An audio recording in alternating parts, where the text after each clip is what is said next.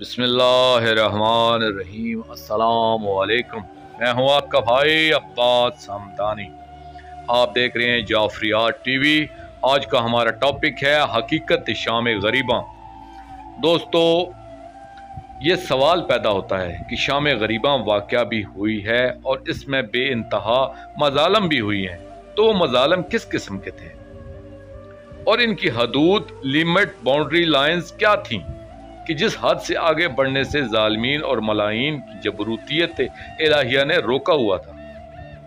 دوستو، میں یہ سمجھتا ہوں، بلکہ میرا یہ عقیدہ ہے کہ واقعات کربلا میں جس مقام پر بھی غیرت کا سوال سامنے آتا رہا، وہاں اللہ تعالیٰ کا نظام جبروتیت خود بخود فعال یا ایکٹیو ہوتا چلا گیا۔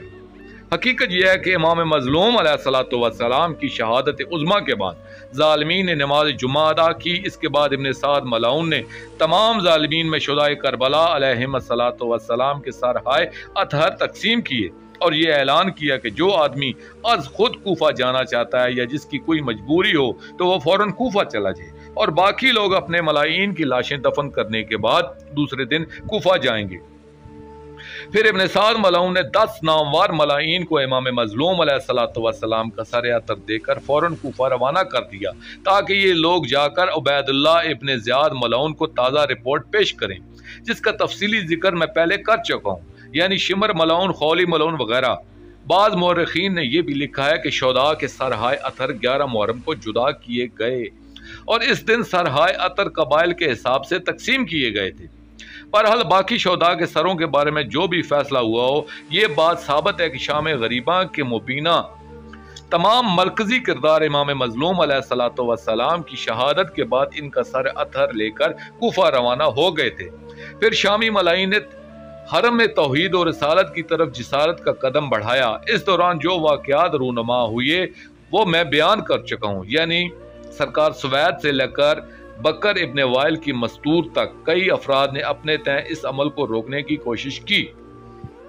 جس وقت ظالمین کو روکنے والی کوئی دیوار باقی نہ رہی تو انہوں نے خیام کی طرف جسارت کا قدم بڑھایا۔ اس وقت پاک سیدہ شریکت الحسین صلوات اللہ علیہا نے ملائین کی طرف پیغام بھجوایا کہ تم خیام کے اندر مت ہو، تمہارا مقصد صرف سامان حاصل کرنا ہے تو ہم تمہیں خود عطا کر دیتے ہیں۔ اس بات کو صاحبان مقاتل کے استاد جناب شیخ حر عاملی نے بیان کیا ہے۔ ان کے علاوہ بہت سی دوسری کتب میں بھی تھوڑے سے اضافی الفاظ کے ساتھ یہ واقعہ اس طرح بیان ہوا ہے۔ وہ لکھتے ہیں کہ جس وقت پاک پردہ داران توحید نے دیکھا کہ خیام کی حفاظت کرنے والا ظاہراً کوئی باقی نہیں بچا تو پاک سیدہ شریکت الحسین معظمہ عالیہ بی بی صلوات اللہ علیہا نے عمر ابن سعد ملعون کی طرف پیغام بھیجا کہ تم ہمارے گھر کی روایات سے آشنا ہو، ہمارے گھر کے پردے بھی تم آشنا ہو، اس لیے ہمارے خیام کے اندر کسی کو نہ بھیجنا۔ نوٹ، یہ اس لیے فرمایا کہ حضور اکرم صلی اللہ علیہ وآلہ وسلم کا سعد بن ابی وقاص کے خاندان کے ساتھ یک گونا تعلق تھا، کیونکہ آپ کی والدہ ماجدہ صلوات اللہ علیہا سعد بن ابی وقاص کے خاندان کے سردار سرکار وہب علیہ السلام کی دختر تھیں۔ جب اس ملعون نے یہ پیغام سنا تو اس نے تمام ظالمین کو روک دیا اور حکم دیا کہ جو کچھ خیام میں ہے وہ خود بخود باہر آ جائے گا، تم میں سے کوئی بھی خیام کے اندر نہیں جائے گا۔ یہ سن کر تمام ظالمین رک گئے۔ پھر پاک مخدومہ معظمہ عالیہ بی بی صلوات اللہ علیہا نے تمام مستورات صلوات اللہ علیہن کو حکم فرمایا کہ تم سب اپنا تمام سامان جا کر آخری قنات کے ساتھ پاک سجاد علیہ السلام کے خیمہ کے سامنے رکھ دو۔ اس حکم کی فوراً تعمیل کی گئی۔ کچھ پاک مستورات صلوات اللہ علیہن کچھ یادگار اشیاء یا تبرکات اپنے پاس رکھنا چاہے تو پاک معظمہ عالیہ بی بی صلوات اللہ علیہ نے انہیں ایسا کرنے سے منع فرما دیا اور وہ سامان بھی حسب فرمان باہر بھجوا دیا گیا۔ ایک روایت یہ بھی ہے کہ اس دوران پریشانی کے عالم میں پاک معصومہ بی بی صلوات اللہ علیہا کو اپنے در اتارنا بھول گئے۔ ایک دوسری شہزادی کا بھی ذکر موجود ہے کہ انہیں بھی اپنے در اتارنا یاد نہ رہے، مگر جب قافلہ سالار معظمہ عالیہ بی بی صلوات اللہ علیہا کی نگاہ پڑی تو فوراً وہ پاک در اتروا کر ظالمین کی طرف بھجوا دیے گئے۔ کیونکہ آپ نے ظالمین سے وعدہ فرمایا تھا کہ تم خیام کے اندر نہ آنا، ہم کوئی بھی چیز اپنے پاس نہیں رکھیں گے اور ہر چیز از خود عطا کریں گے۔ اس وعدہ کے مطابق سب کچھ باہر بجوا دیا گیا تھا۔ اسی طرح ایک پاک معظمہ بی بی صلوات اللہ علیہ کو اپنے پازیب اتارنا یا دینا یاد نہ رہے تو وہ بھی ان سے لے کر بھجوا دیے گئے۔ اس کے بعد جملہ مستورات کو حکم فرمایا گیا کہ ان زیورات کے ساتھ ضروریات زندگی کا دیگر سامان بھی جا کر آخری کنات کے قریب رکھ دیں۔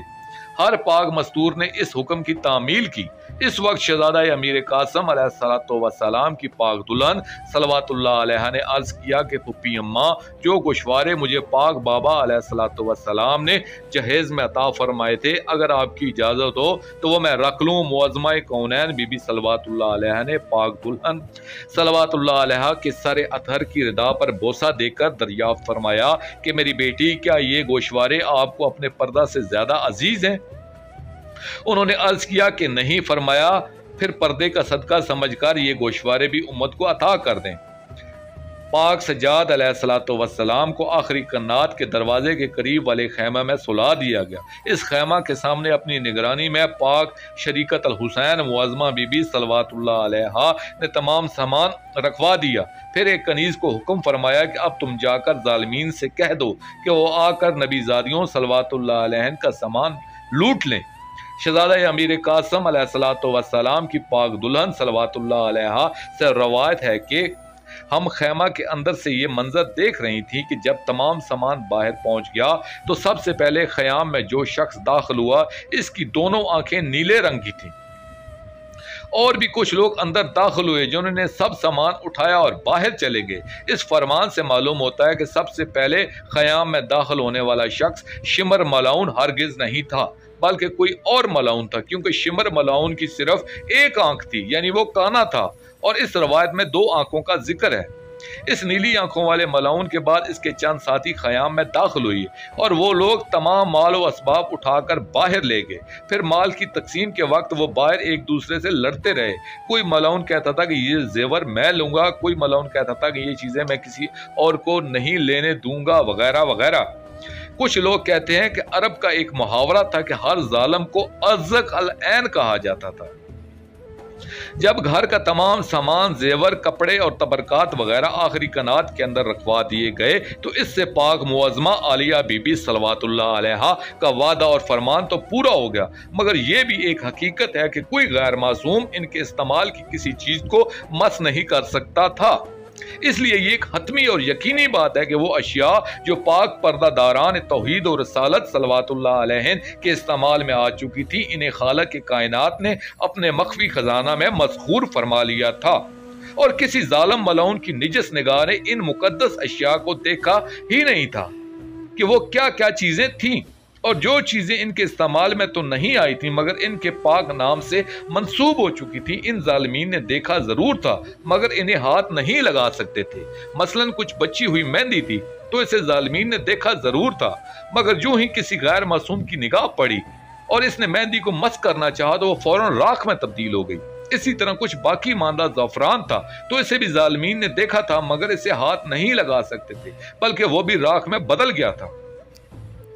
حتیٰ کہ امام مظلوم علیہ السلام کے خزانہ میں بہت سی اشرفیاں تھیں جو ملائین نے آپس میں تقسیم کی، اور ہر ملعون کو 10 اشرفیاں ملی تھیں، اور جو ملائین اس تقسیم سے پہلے کوفہ چلے گئے تھے ان کا حصہ بھی ان تک پہنچا دیا گیا تھا۔ ان اشرفیوں کے بارے میں بھی یہ روایت ہے کہ جب یہ اشرفیاں شمر ملعون کو ملی تو وہ انہیں گھر لے آیا۔ اس کی ایک ملعونہ بیٹی نے فرمائش کی کہ 2 اشرفیاں مجھے دے دیں کہ میں ان سے اپنے لیے گوشوارے بنواؤں گی۔ شمر ملعون نے 2 اشرفیاں اسے دے دیں تو اس ملعونہ نے وہ اشرفیاں جا کر ایک سنار کو دیں تاکہ وہ اشرفیوں کے گوشوارے بنا دے۔ دوسرے دن اس سنار نے شمر ملعون کو آ کر بتایا کہ جس وقت میں نے وہ اشرفیاں پگلانے کے لیے کٹھالی میں ڈالی تو اچانک وہ غائب ہو گئیں۔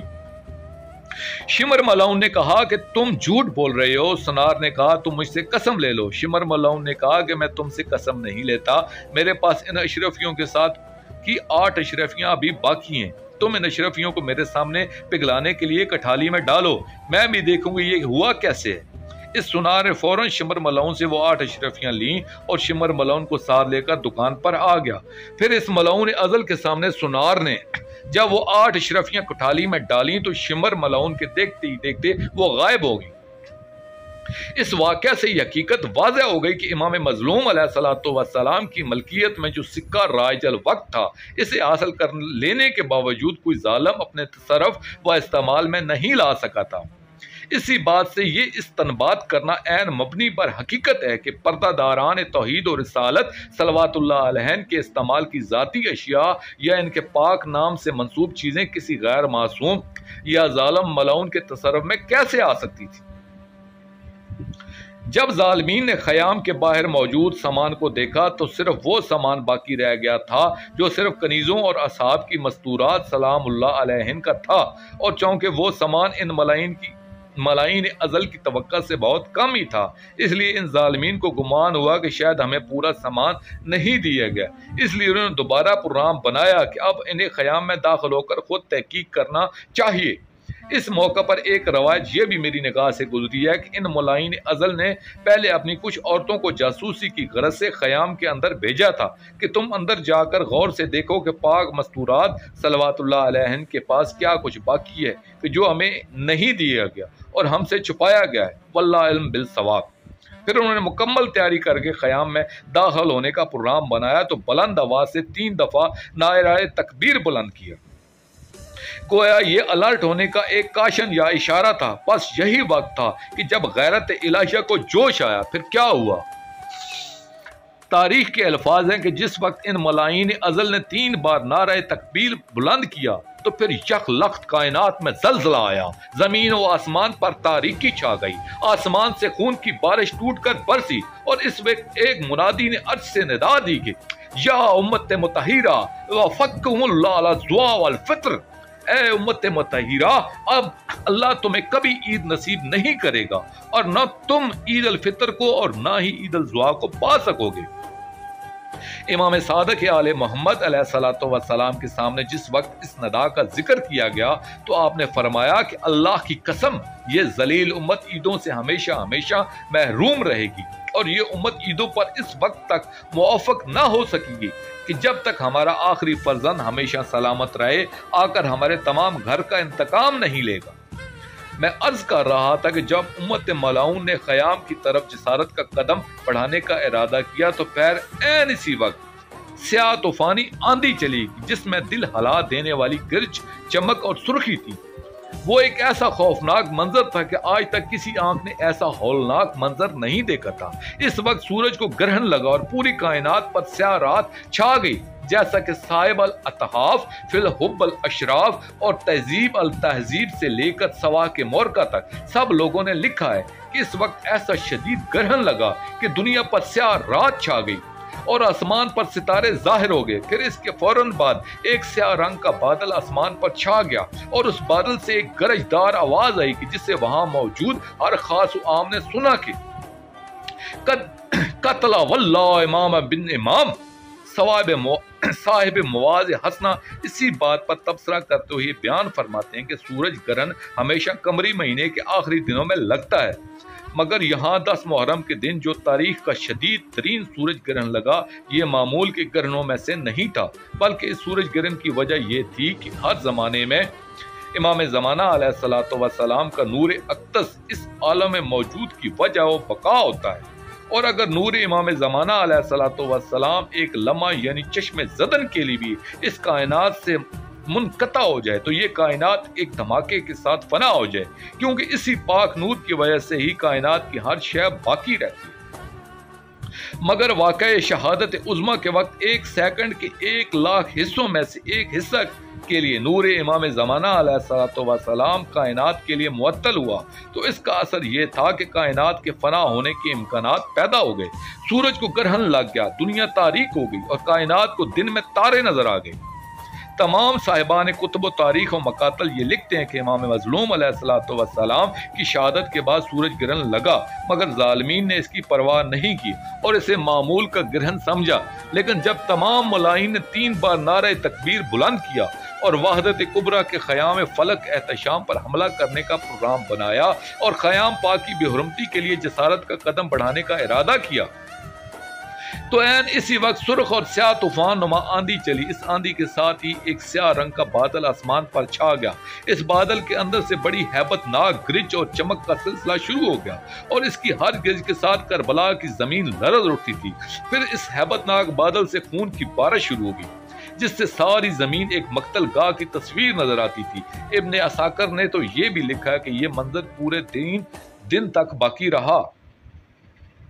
جب سیاہ آندھی چلی تو اس آندھی اور خون کی بارش میں لوگوں نے دیکھا کہ ایک شخص ہے جو بھی رو بھی رہا ہے اور آواز بھی دے رہا ہے کہ اے لوگو، یہ دنیا برباد ہونے والی ہے اور عذاب الہی آنے والا ہے۔ اس سے پوچھا گیا کہ تم کیوں رو رہے؟ اس نے بتایا میں کیوں نہ آنسو بہاؤں کہ شہنشاہ انبیاء صلی اللہ علیہ وآلہ وسلم بھی آج رو رہے ہیں۔ لوگوں نے سمجھا یہ کوئی دیوانہ ہے۔ امام جعفر صادق علیہ السلام سے کسی نے پوچھا کہ آقا وہ شخص کون تھا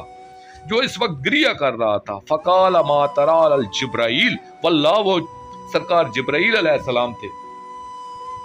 اور وہ دنیا کی بربادی کے مکمل احکام لے کر آئے تھے۔ خالق کی طرف سے انہیں اس دنیا کو برباد کرنے کی مکمل اجازت ملی تھی، مگر عین کربلا معلیٰ پہنچنے کے بعد ظالمین کو مہلت دے دی گئی کہ یہ ابھی زیادہ سے زیادہ مظالم کر لیں، کیونکہ ان کے لیے عذاب علیم مقرر کر دیا گیا، یعنی شہنشاہ معظم امام زمانہ اجل اللہ فرج شریف کی تلوار انتقام نے ان سب ظالمین کو مزہ چکھانا تھا۔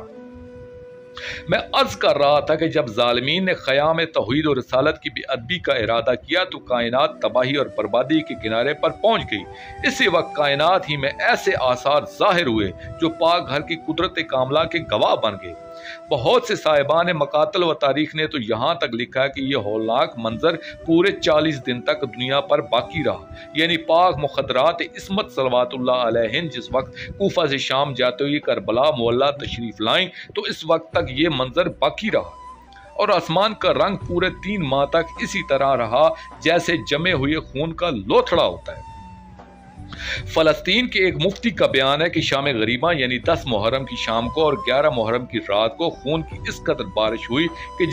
کہ اس رات جن لوگوں کے کپڑے اور قالین زیر آسمان رہ گئے تھے وہ صبح کو سب خون آلودہ تھے۔ یعنی یہ صورتحال صرف کربلا میں نہیں تھی بلکہ شامات، لبنان، فلسطین، شام سے لے کر ہندوستان تک یہی کیفیت تھی، یعنی تمام دنیا میں خون کی بارش ہوئی۔ ایک ہندو راجہ کا بیان میری نظر سے گزرا ہے کہ اس رات ہندوستان میں بھی خون کی بارش ہوئی تھی۔ عرب سے لے کر فلسطین تک جس جگہ سے بھی پتھر اٹھایا جاتا تھا اس کے نیچے سے خون کا چشمہ جاری ہو جاتا، جس درخت کی ٹہنی کو قطع کیا جاتا اس سے خون جاری ہو جاتا۔ 12 محرم کی رات جس جگہ بھی خیام لگانے کے لیے میخ لگایا گئی تو زمین سے خون جاری ہو گیا، یعنی کم از کم 3 دن اور بر روایت دیگر 40 دن تک پوری کائنات تاریکی میں ڈوبی رہی۔ 3 ماہ تک آسمان خون آلودہ رہا۔ بر روایت دیگر قافلہ پاکی شام سے رہائی تک جو 6 ماہ کا عرصہ بنتا ہے اس وقت تک آسمان کا رنگ تازہ خون کی طرح رہا۔ یہ وہ روایت ہیں کہ جنہیں آج تک کوئی بھی رد نہیں کر سکا، یعنی یہ کیفیات کتنے دن تک یا کتنا عرصہ باقی رہیں صرف اس بات میں اختلاف ہے، مگر ان کیفیات کے وقوع پذیر ہونے سے کسی نے بھی انکار نہیں کیا۔ اپنے پرائے شیعہ، سنی، مسلم اور غیر مسلم سب ان امور عجائبہ کو درست مانتے ہیں۔ یہاں ایک سوال پیدا ہو کہ ان سب مشاہدات کے بعد ظالمین کے اندر مزید ظلم کا حوصلہ کیوں کر رہا ہوگا؟ یہ تو ناممکن ہے کہ کوئی کسی عمل کا اتنا بڑا یا خوفناک رد عمل دیکھنے کے بعد بھی اس عمل کو دہرانے کی جرت کر سکے۔ میں ایک مثال دیتا ہوں، اگر کسی شخص کو بتایا جائے کہ فلاں قبرستان میں ایک برگد کا درخت ہے اور اس پر جنات کا بسیرا ہے، اگر رات کو اس درخت سے لکڑی توڑ کر لے آئے تو اسے 1000 روپے انعام دیا جائے گا۔ پہلے تو وہ شخص میں اتنا حوصلہ ہی پیدا نہیں ہوگا۔ اگر یہ کوئی یہ جرت کر بھی لے اور تیار بھی ہو جائے اور اس شخص کے جانے سے پہلے کسی اور آدمی کو درخت پر چڑھا دیا جائے اور کہا جائے کہ جب یہ شاخ توڑنے کے لیے آئے تو درخت کی شاخوں کو زور سے ہلا دینا، پھر وہ شخص جائے اور شاخیں بھی ہلا دی جائیں، تو وہ آدمی جب واپس آئے گا تو اسے انتہائی تیز بخار ضرور ہو جائے گا۔ بعینہ اسی طرح جب ظالمین نے شہنشاہ کربلا علیہ السلام کو شہید کیا، اس کے بعد عجیب ترین اور ہیبت ناک امور کا مشاہدہ کیا، تو کیا وہ واقعی اتنے بہادر تھے کہ مزید ظلم کا ارادہ کرتے؟ کیا کوئی شخص کتنا ہی بہادر کیوں نہ اسے امور عجائبہ کے مشاہدات کے بعد وہ مزید کوئی قدم نہیں اٹھا سکتا؟ ان باتوں کو دیکھتے ہوئے انسان یہ سوچنے پر مجبور ہو جاتا ہے کہ یہ جتنی توہین آمیز روایات ہیں یہ واقعی وضعی ہیں، یعنی بعد والوں نے اپنے مقاصد کے حصول کے لیے ایسی روایات خود بنائی ہیں، کیونکہ یہ پاک خاندان علیہم الصلاۃ والسلام اتنا مجبور اور بے بس کبھی بھی نہیں تھا کہ جس قدر بے بس اور لاچار انہیں دکھایا گیا ہے۔ ان کا صبر تو تھا، وہ بھی اختیاری تھا، اور وہ مجبور محض تو ہرگز نہیں تھے۔ اب ہم سب مل کر دعا کریں گے ان پاک مظلومین کا منتقم حقیقی جلدی ہے، اور وہ ان کے تمام مصائب اور دکھوں کا ازالہ کرے، ان کی عظمت کے راز کائنات کے سامنے منکشف فرمائے، آمین یا رب العالمین۔ دوستو، آخر میں شکریہ ادا کروں گا اپنے مرشد کریم سید محمد جعفر الزمان نقوی البخاری دام ذلہ تعالی کا۔ یہ مضمون میں نے ان کی کتاب مجالس المنتظرین علی روضۃ المظلومین جلد 4 سے پیش کیا ہے، اور آخر میں اپنے پاک کریم آقا کی بارگاہ میں دعا کریں گے، اللہ جل یا ولی المظلومین، اللہ جل یا سارت الحسین، اللہ جل یا بقیت اللہ، یا حجت اللہ، یا عین اللہ، یا خلیفت اللہ، اجل اللہ تعالی فرجک وصلوات اللہ علیکہ یا ربا محمد وآل محمد صلی اللہ محمد وآل محمد واجل فرج آل محمد صلی اللہ علیہ وآلہ وسلم۔